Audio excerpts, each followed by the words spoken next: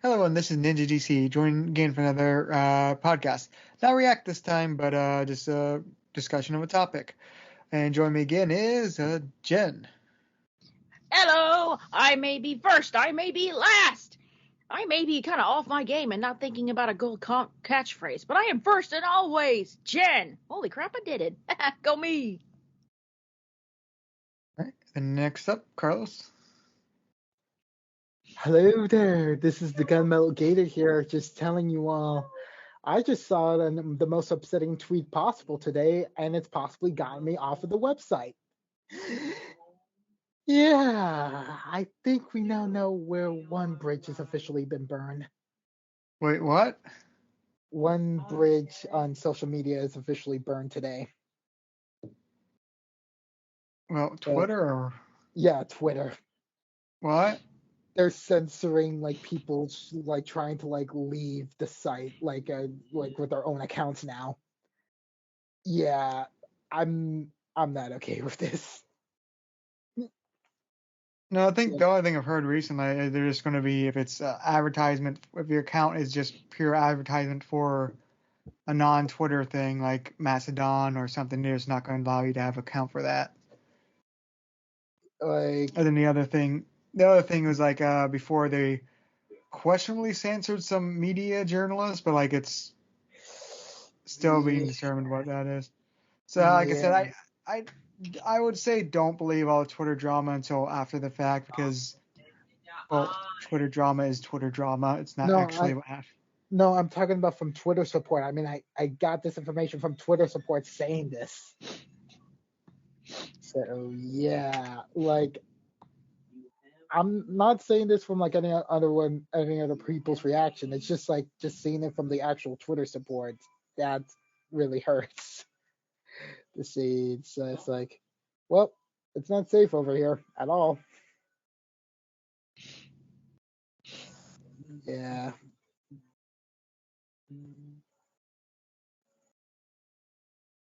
So yeah. So how are you doing, Derek? Oh, good. That's it. But yeah, I'm here too. And then I guess who wants to go with what we've been up to? You know what? I haven't really been up to much, so I guess it's you guys.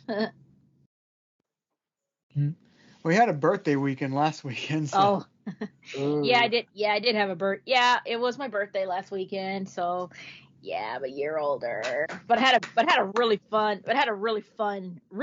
birthday. Got to spend it with my sister, my brother-in-law, a dear friend I hadn't seen in over a freaking decade. We had drinks, we had karaoke. It was fun.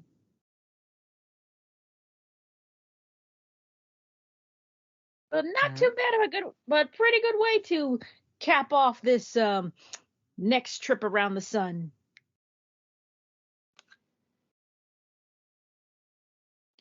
All right, and then Carlos, you want to go next?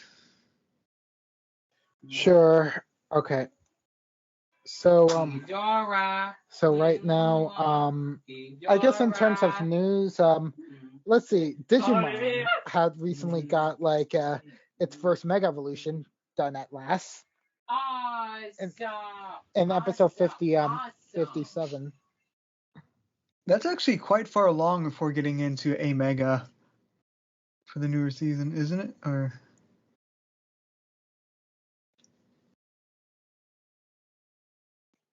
so right now it's pretty long, and also they were fighting off against the Dark Renamon evolution for the Mega.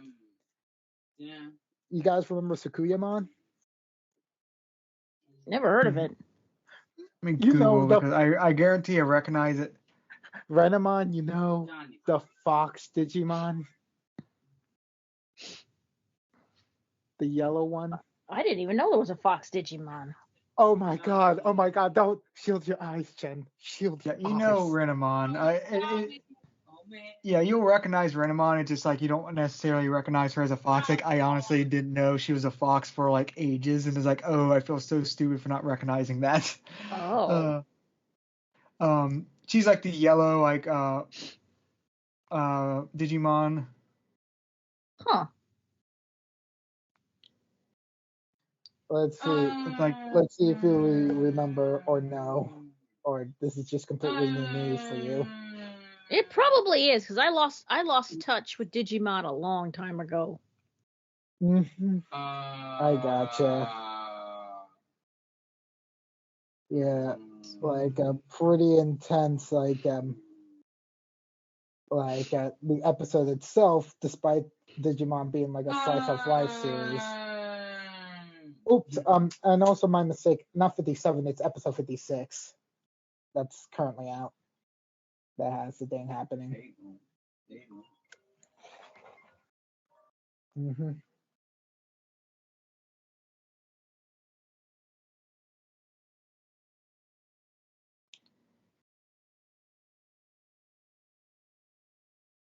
alright.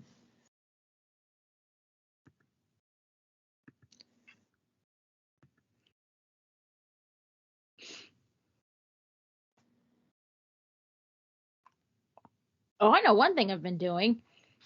Oh, I know one thing I've been doing lately. I've been obsessed with Critical Role. What, the original or the animation that's just The original. recently? The original.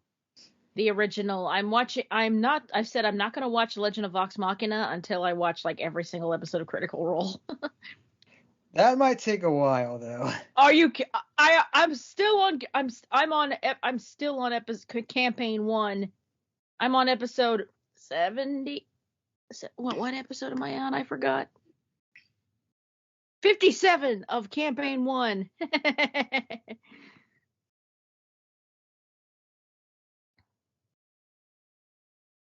But yeah, you're right. It's going to take some time, but I actually don't mind it. I gotcha. I mean, like, I'm just only watching like the Critical Role stuff from like its TV series right now. I don't really have the time to like watch all of that. I'm actually, I don't know what it is, but I'm actually just doing it. I guess I just find it fun.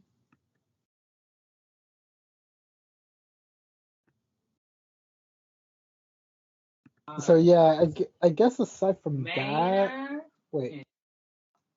I guess aside from that, Blue Lock is definitely showing everyone how great it is to be like a sports anime fan right now during the World Cup season. Oh yeah. With like episode 11 just being like, it almost feels like an end of an arc in a way, even though it's not the official end, and we still have the second tournament for this coming winter coming out.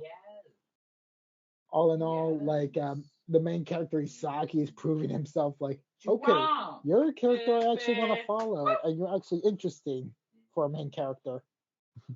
There it is. Who has to struggle a lot more because of like a lot of physical limitations. But literally has to play the game like a chess master in order to actually get his strikes in. You know? That's just like how the main character does soccer. Right now. Oh.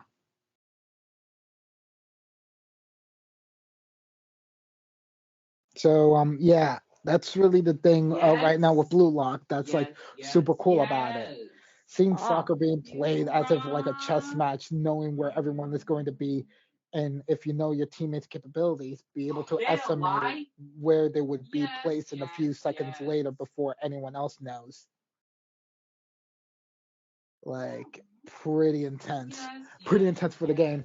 But then there's also the thing about like both Fury basically sneaking out with like an OVA about Christmas the week before Christmas, and even before their season 2 airing. So one of the best animes of 2020 already comes out with a little treat for everyone who's waiting patiently for 2023. Be sure to watch some awesome Shield awesomeness from like Maple. Awesome. Yeah, because like in terms of like having nice slice of life adventures, doing it based off a VR video game is probably like the best premise you could even have for a slice of life, honestly. Gives you the action. It doesn't necessarily means you get a plot, but as long as it feels all fun and such and has some good running jokes, it's something that you could continue watching forever and ever. There. And not get bored of it. Shit.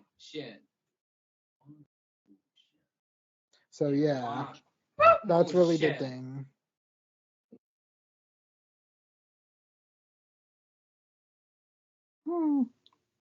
So yeah, I guess Derek, do you Yeah. want me to move on to the main focus topic?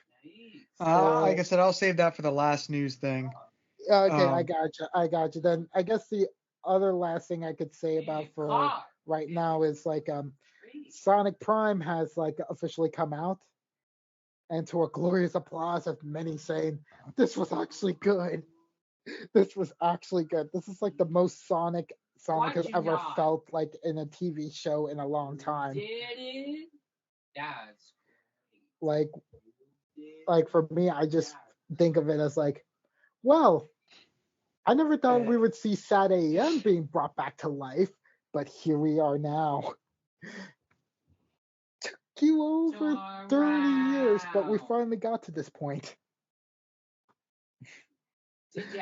It's quite funny. It's quite funny. Like Sonic Prime is basically like the show that might actually be able to redeem everyone about the new rendition of Shadow by not having him act like the noobish form of Vegeta. All right. Like because like that's one of the big things you could say about for like a Sonic cartoon. They don't have Shadow acting horrible. You guys have any context about this or nah? Yeah, nah. Like I said, I don't really have much comment on it because I wasn't even sure there was a new series out. I just seen new clips for a while. Yeah, they've released the first 8 episodes out, and like one of the animators even was telling like the people in the audience of like just be able to like watch the show on repeat multiple times during the first week, or else they're not going to be able to get the green light to do more seasons.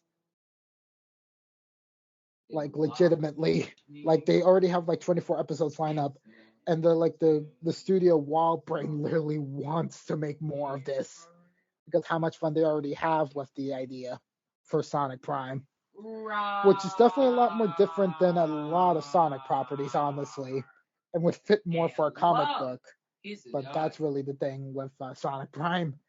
Just to not say the premise without spoiling it for everyone.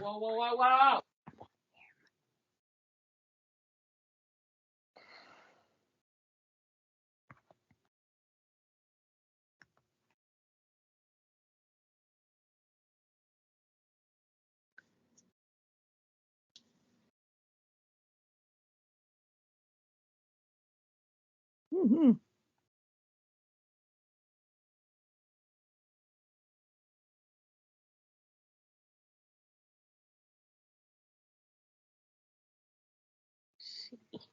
Did my signal drop? No, yeah, he just muted it. I was like, wait. No, signal wasn't drop. Sorry. Okay. All right, but I guess I'll go over what I've been up to. Like, yeah, I'm just media wise, just continuing some of the anime series I'm watching. Beast Tamer, I just finished Into the Night anime, and I think I just started a new series on. Let me see, Vermilion into Gold. Which let me see, sort of like actually ironically both of them are sort of tamer summoning things. Beast Tamer, ironically. This one's like a student who's having trouble with passing in like a magical exam school. Can't move on because he has been issues summoning, which is required, and he summons a demon. So yeah, series basically follows a cinnamon roll main character that's sort of clueless, summoning a demon sort of succubus like creature, and then just having it be his friend. So it's too soon for me to say what's on that series, but Wait, which series are you talking about, Derek? Vermilion in the Gold. Oh, I'm sorry. Because when you were saying that premise for a bit, I thought you were talking about Beast Tamer. Well, that's what I was saying. Also, is like it's ironically got similar notes to Beast Tamer. Um, like actually, both protagonists have silver hair too. So. Oh God, they're spreading. They're spreading. But no, actually, Beast Tamer I really like, and so a lot. It's actually it's like wholesome, like shield hero. Um, Oh yeah, like basically, it's basically having an entire team of Philos, basically, that stay but in human form. That's what it is. yeah, but it's also just in general like Beast Tamer is very like lighthearted. It's like its tone is very similar to like reincarnated as a slime. Um, just not as like Dragon Ball Z like over the top action. Yeah, like there's action, but it's not like world change, like how it doesn't blow up that fast. Mhm. So it starts out like a very more grounded approach to that. Ah, yeah, interesting. But yeah, it's Beast Tamer is basically his thing was like a Beast Tamer whose ability is to tame beast, which is sort of a occupation that's sort of looked down upon because it's in that world. It's like usually most Beast Tamers can form one temporary contract with an animal, which is like, oh yeah, that's useful, but not like you being able to tame one bird for a little bit ain't really helpful in combat. Um, so it's not really the most looked on, but like he sort of gets around that way. For one, he's actually really talented with that, which is underlooked by the heroes party. And two, he starts making contracts with like I think they all see legendary beasts, or I forget what they call them. They're just like other species. There's like humans and there's like these ultimate species, which are basically these like part animal mystical thing. Like there's a cat girl spirit. Um, Typical. yeah, then there's like a dragonoid. Uh, and then there's two fairies, and they just sort of in the recent episode introduced like the fox spirit. Well, demigoddess. It's not. I think it's safe to say it's not an isekai if you don't have at least a fox goddess, right? Yeah, it's not an isekai actually. It's just like No. actually it's a very grounded, like it's more of a hero quest sort of thing. Like the whole thing is like he sort of gets kicked out of the heroes party, which is like the heroes party is like I haven't seen like a villainous group that's just so hilariously incompetent since like Team Rocket. It's like classic Team Rocket before they became more likable. But it's like they're like the hero party, but like they're like there's like a line that a character says is like, "Oh wow, you're like the hero except for likable." I'm. I think you're dishonoring Team Rocket by comparing the Heroes Party with them. I think a more apt description is sort of like the other three heroes from Shield Hero. Yes, If but they like all I said, joined it's the together in a incompetence party. of it. Like they are like cartoonishly bad at their job. Like and that's sort of a thing. Like because Team Rocket, especially in later seasons, get more likable, but they're still sort of cartoonishly bad at their job. And the hero party is sort of like, yeah, they are very skilled, but at the same time, they are bafflingly like bad. Like they are like it's like watching like everything they do is like you can see a train wreck in action. Um, but yeah, it's and I just love how like they're not trying to redeem them at all, pretty much. So yeah. But Carlos, I take it you've seen more of it since you seem to be actually somewhat more familiar than last time I mentioned it. I watched the sub all the way up to the most recent episode, and I'm just All like, right. I'm sorry. It was like, I mean, I already knew about this series before because I actually liked the opening Mad Kid did for them. But then after watching the show, I'm like, I can't believe you actually went and dealt with the main character's faults and problems from like being in an abusive like a group like that. Right. Who demeaning him and like literally treated him like trash. Like I'm sorry, but like you don't really see a lot of shows actually doing that instead of lollygagging like if it's an isekai about a lot of other factors instead of like dealing with like internal flaws of the main character, you know?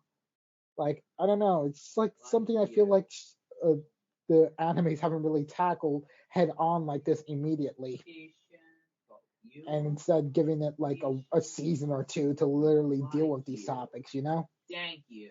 Like I said, like I found this a surprisingly good show. I'm watching it week to week, so I don't do that with a lot of shows now. Yeah, this one's really catching my eye, and actually, I only think don't have much episodes left. Cause let me see where the dub is at. I think it's episode 10 or 11. I go look in the thing. For some reason on my Crunchyroll or the website, it always goes to the Portuguese dub first for some reason. Oh yeah, I just got episode 10. So let me go, because it just finished, I think, with the animes. To 12. So there's 2, maybe 3 if there's another episode coming out in the sub. I'm not sure.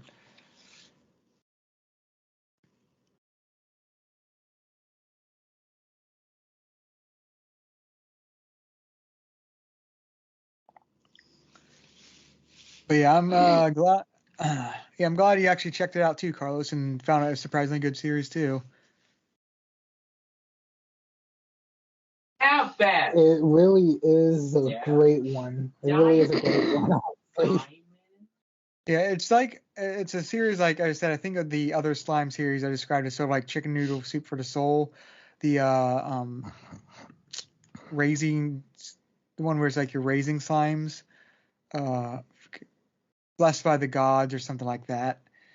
It's another light novel name series, so it's a very long name. But like that series has like a very down to earth, like very calm thing, and this series does too. But yeah, it's a very nice, wholesome series to watch.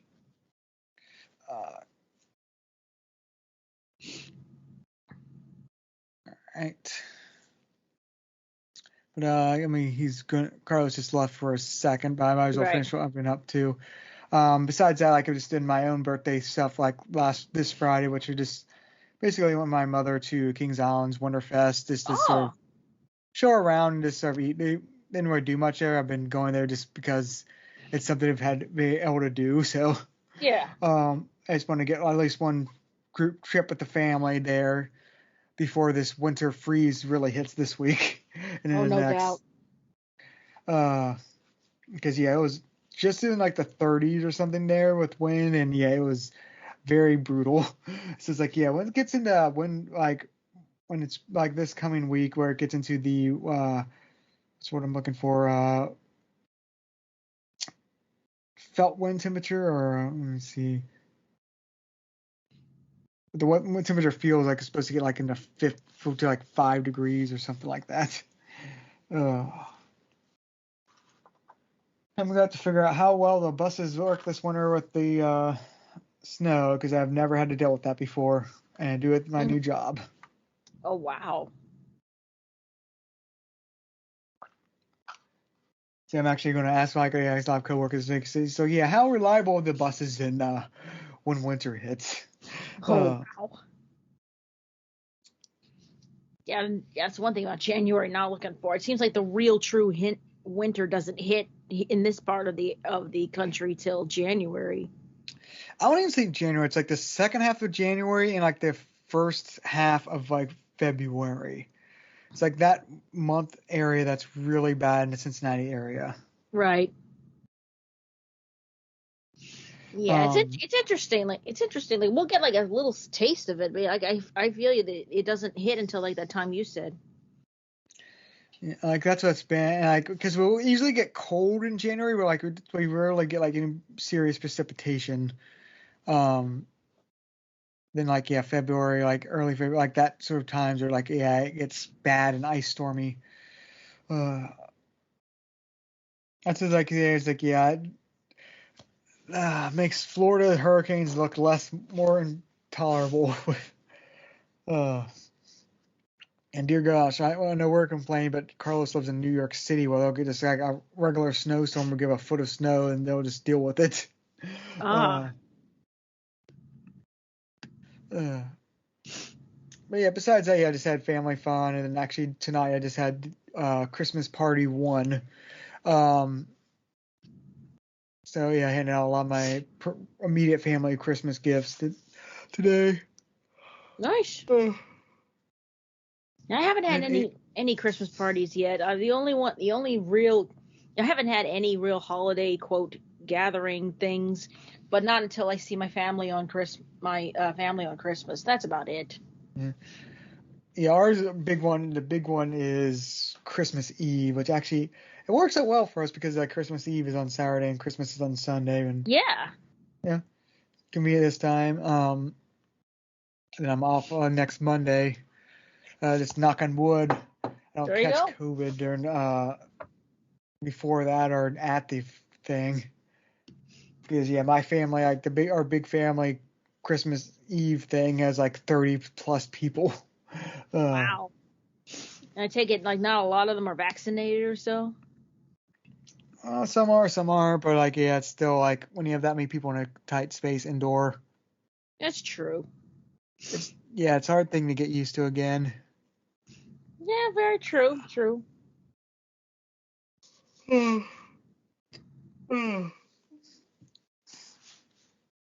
boosted as much as I can be, but that was a few months ago, so it's not as potent. And new variants and all that, so it's I'm still better, but not it's still always a risk, but you have to sort of go with that. Life is taking risk, and it's important to hang with the family while you can. That makes sense. Yeah, I just got my booster and flu shot last week. Yeah, I didn't get my flu shot yet, so I should be doing that more now that I'm riding public transportation, but that's one thing I always sort of put off. Actually, I was more going with it when it was a nasal version of that, but they seem so reluctant to release those now. Yeah, I hear you. I don't know. Maybe with way things go, I might just start getting my booster for COVID every year, or booster number 2 before winter hits, and just get a flu shot with it. But anyway, on more funner topic, because we were going really off topic with this. But yeah, media wise, as I said, doing Beast Tamer and Internet and I finished off, and let me see, I finished off. I just started the Memorials into Gold, but game wise, I'm still trying to get through God of War Ragnarok. Oh, which sounds wonderful. I think I'm near the end, but it's I want to explore a little bit around the map and all that just to get things, because I can't, because right here there are a lot of false endings potentially with this, but I don't know how many of those I've had or not. Right.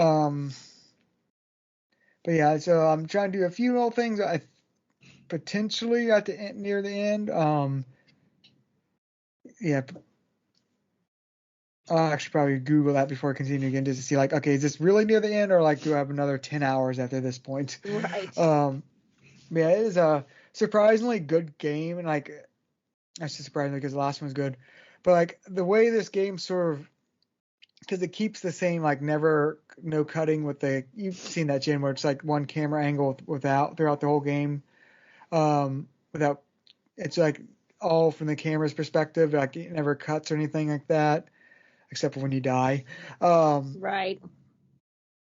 So they're keeping that with this, but they're also changing who you play and who you mix things. So it's very organic how they're basically shifting about how you play and who you play, and who you have as your partner and all that. It's a very RPG. The new God of War is a very RPG where it's you're trying to get certain stats, but at the same time it will change basically the game formula too at the same time. So it's a weird mix of that. Mm-hmm. But welcome back, Carlos. Hey. Welcome back. You're right. I hope you guys had a very enjoyable conversation. You're right. I was just talking about Christmas parties and vaccination, and then I was just going on I was just going with God of War. But before we move into news, you have any other final thoughts on Beast Tamer? Beast Tamer, I mean, honestly, right now, if it actually gets a second season, I would be so pleasantly surprised because of like how much of a negative reputation it's gotten, probably because of like some anime YouTubers, but then also how low key it is considering what season it falls on. Will kind of make it too hard for it to come back with a second season immediately like that if it doesn't get the views it needs. I mean, you already had to deal with Chainsaw Man and My Hero Academia season 6. There's too many other things, and Bleach itself was like the death nail on like any sort of significant views on it. Oh, I think it's doing. I think it's. Merciful. I think it's doing decently well because I keep seeing like advertisements for and all that, like on Crunchyroll/Crunchyroll Funimation. I think this is like really trying to promote that series in particular. So I think it actually is getting surprisingly popular, and it also is like we were talking about tone. It is very different from like Chainsaw Man or I don't know even how dark My Hero Academia is getting. So it is like sort of tonally different. But I guess with that said, I guess we move on to the news. I guess first let's go is like one of the biggest things that go through, but also sort of like less more of a collection of smaller things. Is like the Game Awards happened, and yeah, basically all the controversies with that. I missed everything. I missed everything with that. I never know where I can watch it. I can never know where I can watch online. it. I think it's like on YouTube and online only is right now. Mm-hmm. Because like they've switched. It used to be like Spike TV, and that's sort of what it's spun off of, and now it's like only. Used to be. So I think you can watch on Twitch and YouTube and just a few other like they sort of broadcast at different places. I don't usually watch it because I just like to watch it. It's more convenient to usually watch the highlights. But yeah, a lot of the games you expect to win awards did. Chris Judge won for great playing Kratos in God of War, and apparently got memed for a very, very long speech he was giving, and they're trying to basically shove him off the stage at some point. Lame. But yeah, Chris Judge is like, so I've seen the performances so far are really good he's really good for Kratos. Right. He's not. Has he played Kratos through all the God of Wars or just the reboot? Oh, so they switched it. Oh, so they switched it over from a different actor. Yeah. Huh. Man, shows how with the times I am. I didn't even know they switched the voice of Kratos. Well, that's part of the thing. It's different tone because he's like sort of more gruff and old at this point. He's older, so it's like tone changed, and but he also does try to match at least the notes of it, so it's like not like black and white. Right. So it's a natural transition, and he really, especially some of the motion capture aspects of like the performance really shine through. So yeah, even though he got memed off stage, he really did deliver a great performance. Unfortunately, Xenoblade 3 didn't get any awards, even for its music. Mm-hmm. Kind of unexpected. But the big thing to win this year was Elden Ring, which most people should have guessed that was going to win. Right. It was I haven't had a culturally significant game in the industry since I would say probably Breath of the Wild, where it's one game that sort of defined the year. So yeah, I'm not surprised Elden Ring won. And also they announced sort of, I think before that or after that, they're actually going to do another Armored Core game, which is what From Software was sort of known for before sort of the Souls series. But the other thing with the controversies, after they sort of announced it and gave him the Game of the Year awards, some person just sort of followed the party on stage that wasn't involved with him at all. It was just there. Then after they gave the speech, he just got one up to the mic and he says, "I want to nominate my Rabbi Bill Clinton for like." It's like, Oh. so, yeah, it was just That kid that got on there? yeah. All right, what the heck was that? What the heck was that? Yeah, it was. No one really knows, but it really just seems like a meme, like something like, let me get my like minute in the spotlight sort of thing. And then So like the stupid. rabbi, I think that's probably just because if I were to guess, like he probably doesn't speak English as a first language, and it's just sort of like English, so like it's just, let's say, some random stuff sort of thing is my guess. I think he just Yeah, I think it was just trying to be like, hey, you dare me to do that? Like his bros or whatever would be like, hey, I dare you to go up there and just go up there and do whatever. He's like, okay, I'll do it. I bet he did it on a dare. But like you said, just trying to get his minute of fame. Yep. You back, Carlos? Oh yeah. All right, just checking. Yeah, because so going. He said, what was the? Did that cover all the controversies you heard, or was there some other ones I missed? Like, I mean, like, talking about like soundtrack. Oh, like I said, Xenoblade didn't get it, which is like disappointing. Oh yeah, but the reaction from the Genshin Impact fans. Oh my god. Who would have thought the mobile game community would have gone this upset over like them losing the title to like one of the gaming franchise's oldest icons? It's like I just don't know. I just don't know what to think. Like, what was your thoughts about like Genshin Impact's fans' reactions to the soundtrack award given to Sonic Frontiers? Wait, that one I thought Stop. soundtrack award, or because I thought God of War got soundtrack. Wait, then it might have been another award. Hold on, never mind. Sorry. Hold on. Because yeah, I know Xenoblade was like nominated in like soundtrack or something like that, and for music. I think like God of War 1, which is like sort of disappointing because like God of War's music is good, but sort of like you expect. And Xenoblade is like even like it's been memed, like if you watch the Game Awards, like the one when they're playing all the songs before the soundtrack award, and like the one person was going extremely hard on the flute, which is just because of Xenoblade. Yeah, like if you want to look up a meme, yeah, look up like flute guy at Game Awards. Because yeah, he's going like. Is it the flute guy who was doing a flute to shoot, it was for Darude, the Sandstorm? Was it the flute guy who was like dressed? It was like doing the flute to like that one old techno song. No, it wasn't that. It was just like an orchestra. Like it's this one person like really stayed out, and it's probably just because the flute is like so big in like the Xenoblade 3. Like off-series use of flute, and it's just sort of like worked in. Oh gosh, I gotta show you some videos after this. Okay.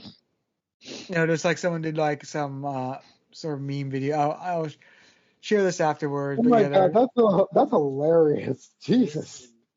What? This man has so much passion. Oh yeah, you've seen the flute video. Yeah, that's something you have to also look up, Jen. Like I said, Flute Guy Game Awards. I wonder. He goes. Okay. But yeah, that was sort of the Game Awards stuff. There's also a whole bunch of games announced, like Hades 2 and stuff like that. So not really any particular big news, but like a whole bunch of like small stories. Yeah, just small stories. Yeah. Oh, it's a different flute guy. Okay, this is a different good flute guy. Yeah. Like the Game Awards. Hey, they got electric guitar in the orchestra setup. Cool. I mean, it's Xenoblade. It takes the modern and the classic and mixes up together. I'm looking at it right now. Wow. He had a flute. Then looked up then what looked like a hollowed out saxophone or something. Oh wow. That's pretty cool. Yeah, I gotta show you. Like, actually, I'm gonna pull up a video now just to make sure I have to show you what. I'm actually watching it right now. I actually just watched it. Oh no, it's a different thing, but it's like more by like just the oh gosh, no wonder I clicked the wrong thing. Let's see, but yeah, I'm just gonna pull up a video for you later. It's actually on my it just shows off like the Xenoblade 3's music and how hard it hits in like a funny way. But yeah, I'll save that for after this podcast because that's sort of hard to share. But okay.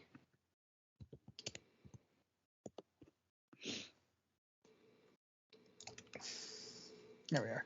But yeah, that was just sort of the Game Awards. The other big gaming news that sort of came out sort of right before this, which has sort of made Game Awards awkward and something, is like the Federal Trade Commission is suing Microsoft and Activision over their merger. Okay.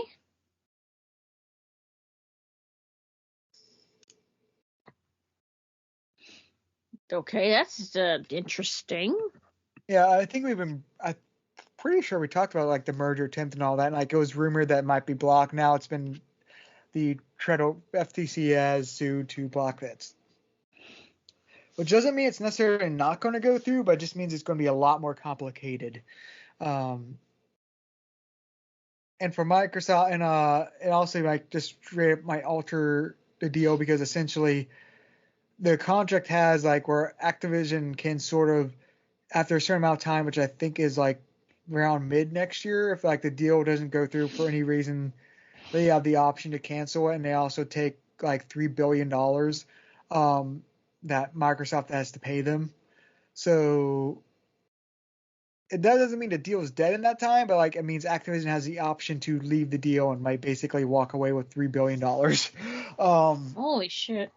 So even though they want to be bought out, it's like at the same time, well, the odds are in our favor, and let's just take the $3 billion and go. So yeah, like the deal's gotten a lot more complicated, and yeah, it's like, and also like it's been debated about like, oh, what it should go through, like, oh, blah blah blah. It's a very up in the arms debate right now about like this. However, like I think the bigger arguments against that the FCC has brought up are sort of Microsoft created themselves. Because one of the big arguments that they brought up is that like Microsoft had, when they bought Bethesda, they promised to not change the release strategy of their game, but at the same then like before the merger, while it was going through like being approved in European courts and all that.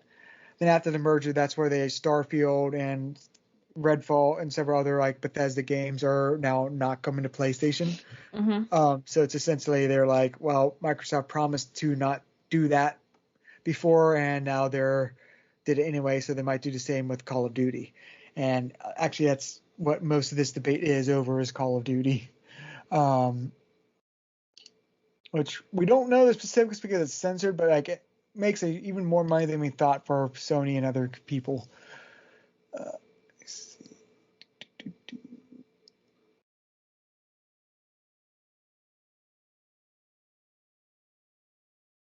Yeah, monopolies are not that fun, and I feel really bad for 1/3 of the gaming market that isn't PC.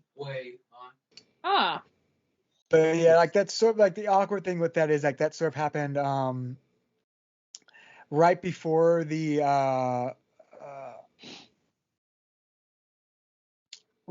thing. So like so yeah, like Phil Spencer, like you could see him at the Game Awards, he did not like necessarily look happy. And then it also sort of was rubbed into point that like, yeah, no Microsoft game got nominated that year for anything. Why both Nintendo and Sony first party studios have gotten either been nominated for a lot of things or won a lot of awards. So yeah, that was not a good luck for Microsoft. Let's see. Yeah, it doesn't sound that way. But yeah, the deal ain't necessarily go through. Like it's not over. Um, like I've seen Hogue Law, which is like a YouTube lawyer who I've listened to several podcasts on. He still thinks like the arguments brought up by the FTC are not good. Uh-huh. But he also brought up that like they could basically fight this for a while. So even if Microsoft eventually gets it, it could be like 2 or 3 years down the road, and they could be concessions and other stuff along the way. And so yeah, this deal isn't going through easily. All right, but yeah, that happened, and I guess we're moving on to the other bigger news. Carlos, you there? I'm here. You want to go over the news? Yes. Jenn, Yeah, sit down and prepare yourself. I'm because already one of sitting the- down. Because what I'm about to tell you may forever change the way you look at media. Okay, I'm sitting down. So yeah, remember that fun little show of Pokemon Journeys? Pokemon, but not Pokemon Journeys. It's the most current iteration of the anime, and it currently just finished its run this week on episode Yeah. 132. Yeah, but I don't think I ever saw it. Yeah. So there was this announcement that happened after the episode aired. And get this. Hmm. So we're going to be getting like a little movie special in the form of like a 23-minute episode next week. And the Okay. same style as like the Power of Us movie and Uh-huh. the reboot Ash continuity from the movies and such. In which it might be hinting at, this is not confirmed or not, Mhm. possibly information about Ash's father. Whoa. Yes. That hasn't even that now that has not been whispered ever. I did tell you to sit down, girl. I am sitting down, and I'm glad that's I'm not the sitting big down. news. Big news? Oh no, we're going down a roller coaster straight down the hill. What's the big news? Tell me. Next, after the winter break, starting on Friday, January the 13th, we're going to be having an 11 episode miniseries similar to Pokemon Chronicles, detailing the final chapter of Ash and Pikachu's journey. Oh yeah, I think I mentioned something about that. As in, Ash is no longer going to be the main character of the Pokemon anime anymore. Sacre bleu. You change your protagonist after 20 years? 25 years to be 25 exact. years? We're already all old enough and legal and wow. Like seriously, this is like this is as big as like, oh, what would happen if The Simpsons suddenly went off the air or changed its main characters around to another person in Springfield? Like Can you Flanders. Flanders finally gets past the torch, and we get to see his journey making a family. Oh my gosh. After he Or leaves maybe Spring. Mo. You know, but then you probably just have an animated Cheers. Yeah. But so yeah, so how's that feeling for you? 25 years and now it's all going down. It's finally ending. No more. Also, Pokemon. yeah, it's implied that they're going to show Ash growing up.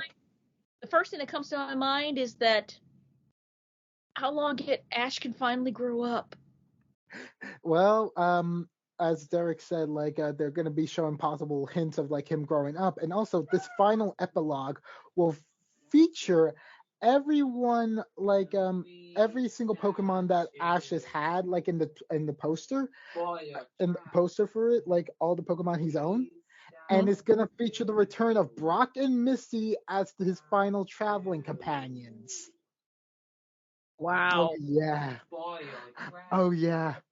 Oh, and I forgot to mention, the last episode of Pokemon Journeys also involved the second ever look at Ho-Oh, besides the one in Battle Frontier. So yeah, after they fought off against a Lugia in a raid battle. Can you tell me that the emotions are running high? I bet. Oh, and let's not mention, in a short clip during the credits of this week's episode, we see in a picture Ash meeting up with his first capture and his mate. Wow. Butterfree. Butterfree. Oh my god, I remember Butterfree. Ew. It's so much. It's so much. They really were preparing for the end. They showcased that nostalgia at the end, and then giving us an epilogue of 11 episodes for the rest of the winter season. Like,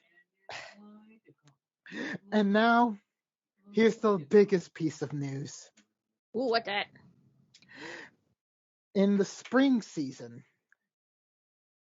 the Pokemon anime is not going to end. Okay. It's coming back in the form of Pokemon Scarlet and Violet, and it's coming in with 2 new protagonists. Ooh. One of which, and it looks like to be the main character, is going to be a girl. Whoa. Yes. For 25 years. It's going to be a girl, and it's not going to be Misty. Yes. Welcome to the new era. Indeed. Indeed it is. Yeah. So that is why we had to make this into a big news segment. Because you can't just discuss about this and just call it off there. True that. This is legitimately the biggest piece of news for a lot of anime fans who grew up in the 90s and the early 2000s. True. Anyone who's lived through Pokemania. That's true, yes. And those who just were like getting over the chills and thrills of like Ash winning the World Cup. Very now true. Have to deal with like the mortality of life as it seeps into your head, seeing the show that you love finally change and end. After 20-something years. Yes. It's... After 25 years. Quarter of a century. After 25 years. Makes you wonder how long... Makes you wonder what the next... If there'll be another 25. I mean, with the way Pokemon's going, probably for sure. And I think to myself, Bleach and One Piece, definitely not Inuyasha, would never do this. The only one that I would feel like they would be Gundam. I mean, and now I am waiting for Pokemon Gundam. Wait, are you saying like Inuyasha want to bring back with the new cast? Wait a minute. There's Yashahime. I forgot. Yeah, you forgot about Yashahime for a second. I was just like Yashahime. They can't. Okay. I should have excluded that from the list. So because for some reason I'm feeling that's a very special case. But definitely like, wait a minute. Take that back. One Piece did do something like that. Bleach is trying to do something like that. No anime series except Pokemon.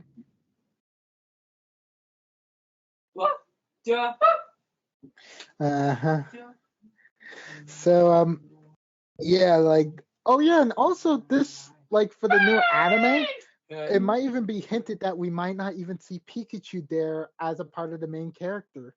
I don't know. Now, I don't know how to feel about that. Like, I mean, they're probably going to be there as a background detail, but possibly closing out Pikachu's reign in the anime hemisphere and just being like, let's showcase the new starters from Scarlet and Violet only with the new characters. You know? Right.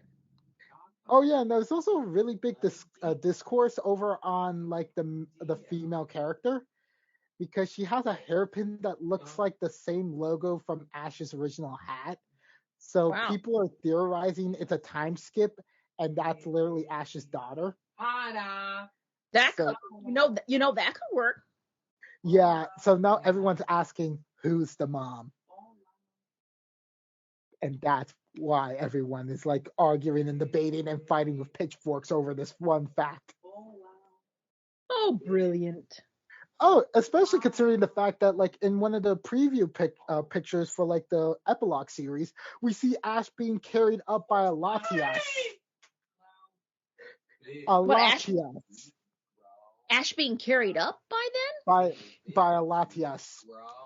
And if you know the Pokemon movies, you know how specifically interesting that Pokemon is to Ash.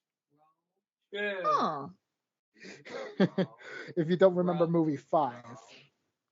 Actually, I don't remember movie 5. My bad. It was basically takes place in like in a city based off of like Italy's like Versailles, like the waterway town. Yeah, Uh-huh. but they had a whole bunch of windmills and all that. You might remember that. It's been so long I don't remember. Sorry. Yeah, and apparently like for like Ash, he apparently was given like a goodbye kiss by like the girl that he met on the movie, but she didn't say anything. And even though the girl he met in the movie did not have any romantic chemistry with him, the girl that had chemistry with him and interacted with him fondly was a Latias, and is able to disguise herself as that girl. So do you see where I'm going with this, Jen? I think so. Yeah. The fact that they hinted this at the end, and now with people wondering if this is actually Ash's daughter, and if so, who is in the running to be the daughter's mom? Sneaky situation. I'm sorry. It's weird. No.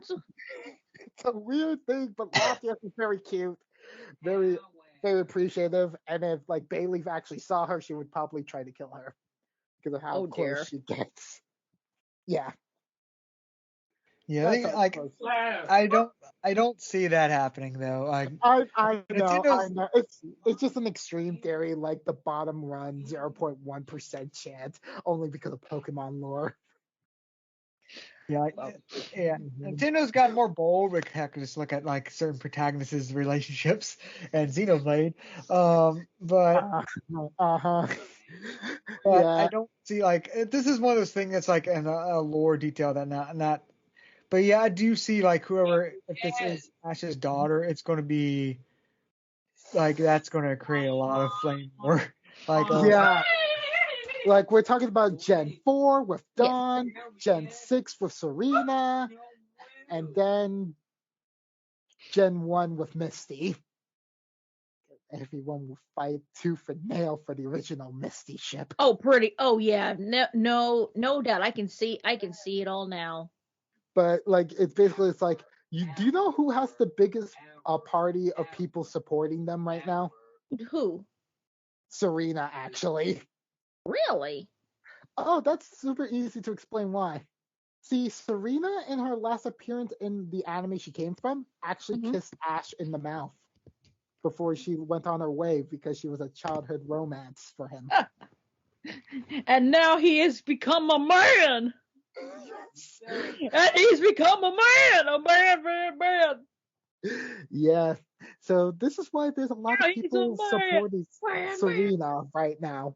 I mean, I'm no small part a big fan of her as well. Like, I would be fine if Serena was the mom. But then there's also the fact of Dawn. Now, here's the thing. Even though they're not super cutesy-wootsy close together like Misty or Serena, here's the one thing about Dawn that makes her quite different from everyone else.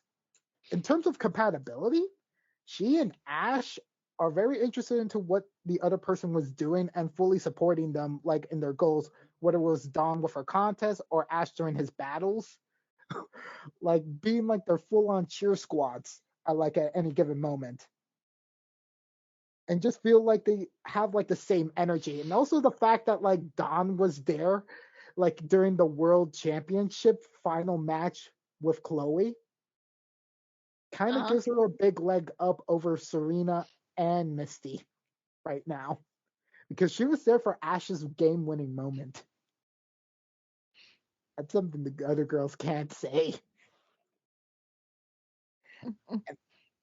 So yeah, it's gonna be a big spicy matchup. And now with like Misty having like the final epilogue to have Ash for herself. Oh my god, the Flame Wars will be glorious in the winter. People will fight, people will die. I Yes. don't know who's gonna win. But all I know is that everyone who But loses at the battle is just gonna be like shadows of themselves at the end. yeah, but like, to go on the subject, like I don't necessarily think she is necessarily Ash's daughter. Mhm. Just because that would be like a pretty good time skip because, well, first off, Ash is nowhere near old enough to like be fathering children yet. So like, there's gonna be a time skip to that age, and then a time skip to where his daughter is old enough to be a champion. So that'd be like at least a 20-year jump. Yes, yes. So yeah, that's quite a bit, and it's like a lot of change. Where like another option might be, um, Mhm. Ash might just be sort of like a elite figure that the character has to fight or looks up to, which might be a time jump. It might be only like a 10-year jump. Mm-hmm. And another option that if it is a 20-year jump is like Ash. It might Ash's daughter or son might be a rival to like basically might be the um theory to the main character. Mm-hmm. Sort of like the big rival figure. Right. Um, Mhm. then like another option like is going for like this one I just sort of thought about, which would be sort of funny, is like it turns out Go will be the main villain of this time, or not Oh villain, my but god. antagonist or something like that. Oh my god, Joe has seen the reviews of people who hated on him and decided to go bad after 20 years. Oh my gosh. Oh god. But no, but seriously, with like these main characters and hopefully them following the plot line of Scarlet and Violet, this might be like the best darkest start for a reboot possible right now, considering Scarlet and Which Violet's storyline. Now, which actually brings me sort of like the main point of is like is this future season, since it does seem to be like it is like you said, it's called Scarlet and Violet Scarlet. Yeah. What it is this basically just an experiment, or is this more of a permanent direction? Because even though like Mm, the Pokemon games have like a new plot like every time, and like this anime is only loosely related to them, usually with whatever region it is, and some of the legendary Pokemon, but otherwise is not connected. Uh, so like, is this like new direction for the Pokemon thing? Is to just have a few shorter seasons that are focused around the main game's plot, um, or is it just more of a reboot and like these two are going to be the main protagonists for the next few generations?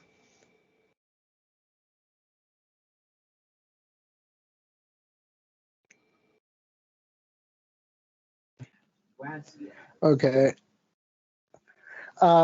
So like yeah, I just hope like we might get like an interesting traveling party, or at least be able to see like the three side characters like really get a lot of good exposure compared to what they did with Journeys with the Sword and Shield characters, Wow. because they did them so dirty. Like Yeah, I'm like not gonna forgive Pokemon for doing that for Sword and Shield. yeah, Sword and Shield from what I've seen, like really, like they didn't even go to the region. um, didn't like at any point. Maybe they went for a little bit. They didn't even like travel the region like they normally do. So Yeah. Sword and Shield got done dirty. Like besides Score Score Bunny, I think pretty much everyone else has done bad. I mean, okay, let's see. Like, oh, look, Inteleon. Now, what was the exposure of him in the anime? Well, Go caught a Sobble. Okay. He was hanging around him as like his little buddy outside of the balls, and his Scorbunny fully evolved into like a Cinderace.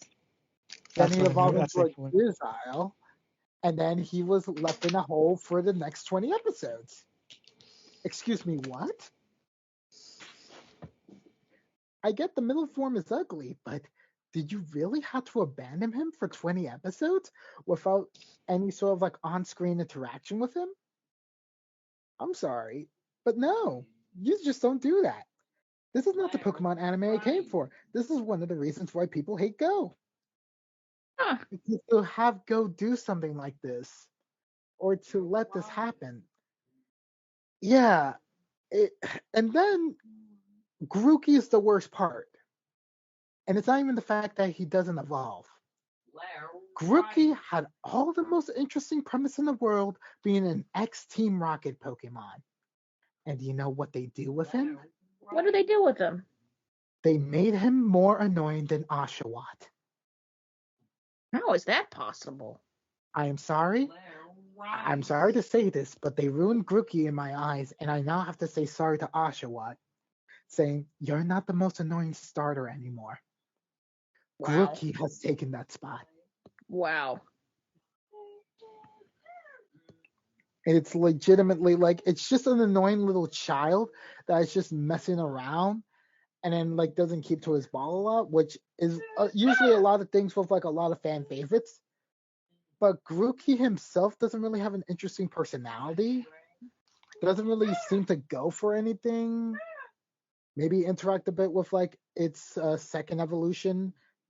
But then afterwards, it only gets the spotlight once at the end when it's trying to fight a Kyogre using a newly learned wood hammer, and that's the only thing it does before it tuckers out. As if it was a baby. Wow. But Grookey is not even a baby. It's Wow. Yeah, it doesn't even have that excuse. Cuteness will only get you so far, and you're kind of like the least flattering starter I've ever seen the Pokemon anime shell out. Wow. But yeah, So, yeah. that's what I said. I feel like this season's going to be an interesting experiment, but I don't know if this is necessarily the direction they want to go. But Well, I mean, the one fact that thing they're doing an epilogue, like, that's kind of like serious cojones right there. Like, if they were going to, like, go back as soon as, like, Gen 9 turns out to be a failure, then that would just be them, like, messing up the trust of, like, everyone that they're watching and following, you know? Yeah. Oh, they still potentially. That's the one thing is like I even wrote down is like could they necessarily is this permanent? Because like if this is not popularly received, so it's like everyone wants Ash back, they very much could go back and like there are actually narrative ways they could do that. They could just basically say, well, this happened 1 year after the series ended, air quote, sort of like went on his journey to becoming an adult.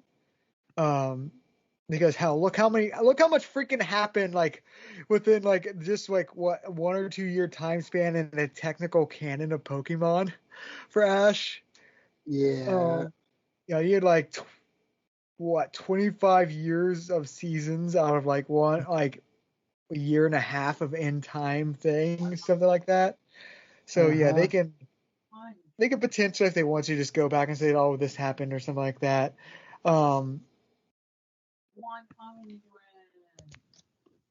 Mm-hmm. I definitely got you. I definitely got you there. So, yeah, I'm just, 100. 100. I just don't know, like, what else to say about all this. I mean, It's pretty big. Yes, it is. Well, I think it's Now, sort of like we're bringing up with the FTC thing. It's a big thing, but we still don't know how everything's falling out. And I get the thing with the Pokemon. It's like, yeah, we know sort of the general direction. We know they are moving forward with Ash not being the protagonist anymore, at least for the next season. But we really don't know, like, if that season will be successful. We just have to wait and see. If basically the next Pokemon season is just a complete and utter popularity failure and people just don't like it, then they might really backtrack. But if it is successful, they could try keeping on this new main protagonist, or they could just try more closely following the plot of the games every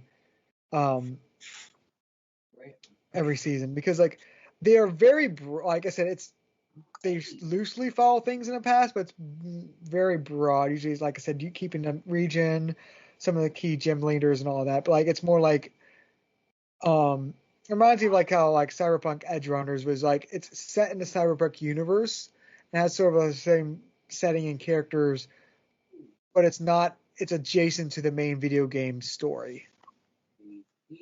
Huh. And that's sort of how the Pokemon anime does. We go to a region that's in the game that's happening right now. We'll catch the starters, or at least one of them.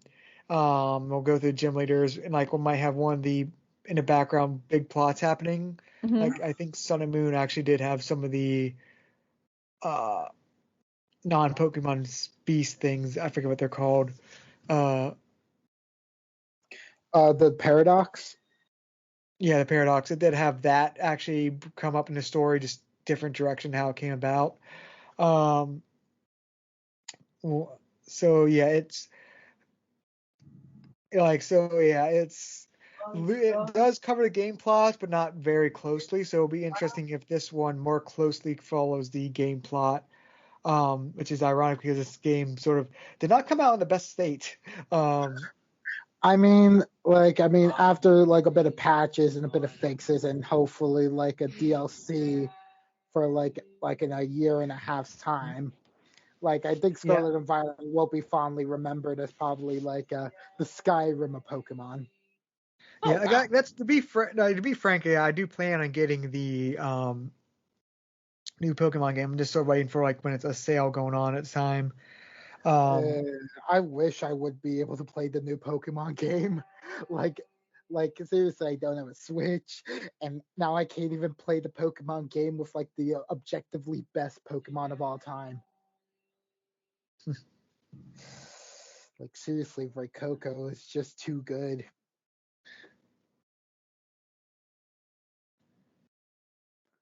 I need him in my life. I need him. He's legitimately the most cutest boy possible. He beats Totodile in a heartbeat.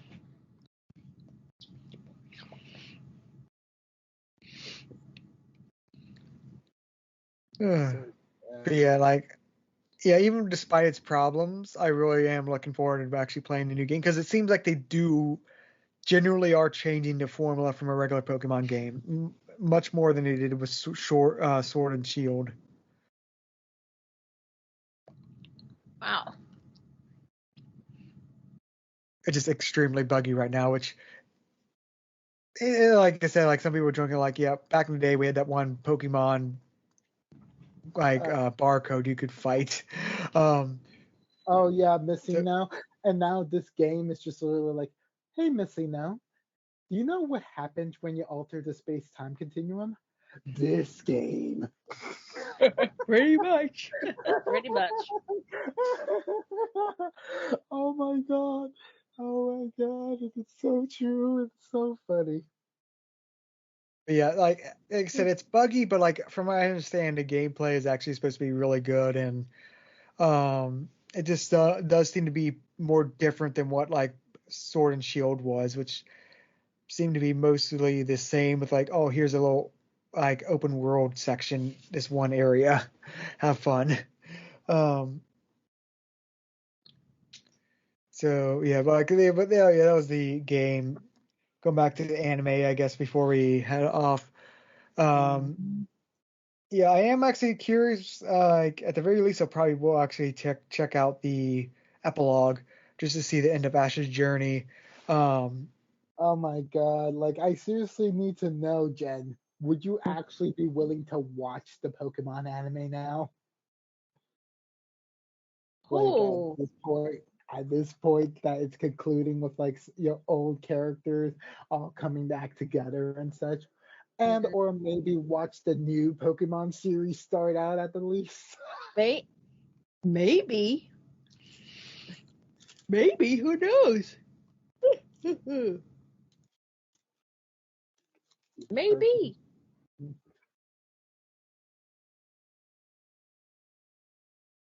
Yeah, I just, like, I'm gonna be honest here. When I saw that information happen, I'm gonna be frank here. I honestly want to record myself reacting to like the epilogue series, like for myself.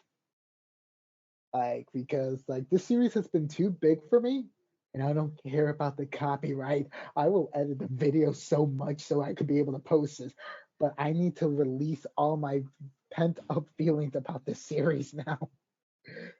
Like once I see those episodes, because I don't think I'm going to be able to contain myself anymore. Because the anime has been too much of a big impact in my entire life. Like I grew up with it. Like I was born only a year before Pokemania started with like the games and such, you know. Like I never known anything that's besides the Pokemon stuff. It probably was my first anime. I literally named myself for over 8 years as one of the Pokemon regions. Wow. So much. Like Unova. All because of the New York City, baby. Makes perfect sense. Yeah, but now it's just like I need this. I need vindication, or I need just just to see everything.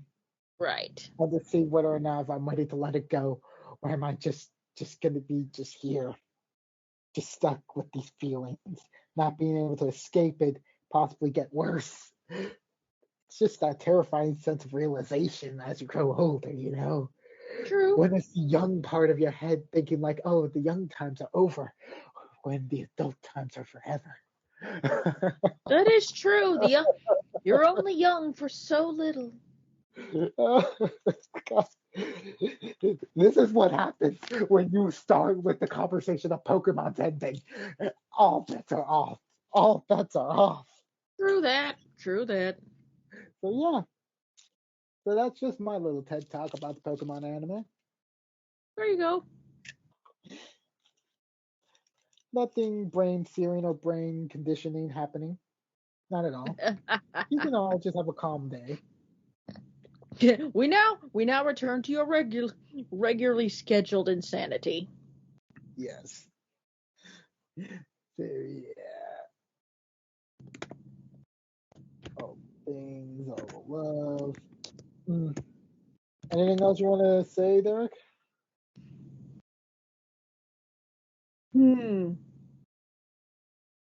Ninja, anything else?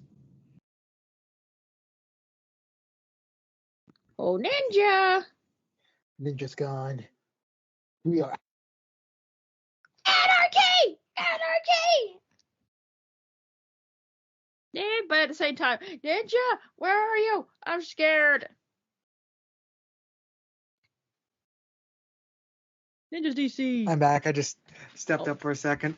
Gosh, it's been a while since we had an anarchy shut back. Oh, I was like, at first I was like, anarchy, and then it was like a few seconds. I was like, Ninja, where are you? I'm scared. But yep. I guess that sort of sums up. Ash's journey is coming to an end, at least for now. We'll see how that goes and if they'll stick with it.